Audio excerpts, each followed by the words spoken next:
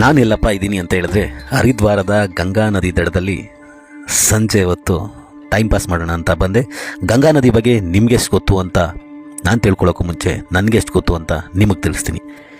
ಗಂಗಾ ನದಿ ಭಾರತದ ಪವಿತ್ರವಾದ ನದಿಗಳಲ್ಲಿ ಪ್ರಮುಖವಾದದ್ದು. ಗಂಗಾ ನದಿಯು ಭಾರತದ ಪುರಾಣ ಮತ್ತು ಮಹಾಕಾವ್ಯಗಳಲ್ಲಿ ಜೀವನದಿ ಎಂದು ವರ್ಣಿಸಲ್ಪಟ್ಟಿದೆ. ಭಾರತ ದೇಶದ ಉದ್ದಗಲಕ್ಕೂ ಗಂಗಾ ನದಿಯನ್ನು ಮಾತೃದೇವತೆಯ ರೂಪದಲ್ಲಿ ಅಂದರೆ ತಾಯಿ ರೂಪದಲ್ಲಿ ಪೂಜಿಸುವ ನಂಬಿಕೆ ಹಿಂದೂ ಧರ್ಮೀಯರಲ್ಲಿ ಇದೆ.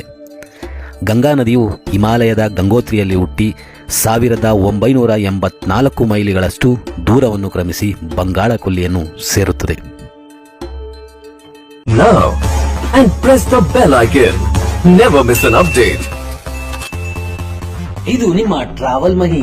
ಲೈಕ್ ಮಾಡಿ, ಶೇರ್ ಮಾಡಿ, ಸಬ್ಸ್ಕ್ರೈಬ್ ಮಾಡಿ, ಬೆಲ್ ಬಟನ್ ಮಾತ್ರ ಹೊಡೆಯೋದು ಮರೀಲೇಬೇಡಿ. ಇದು ನಿಮ್ಮ ಪ್ರೀತಿಯ ಟ್ರಾವೆಲ್ ಮಹಿ.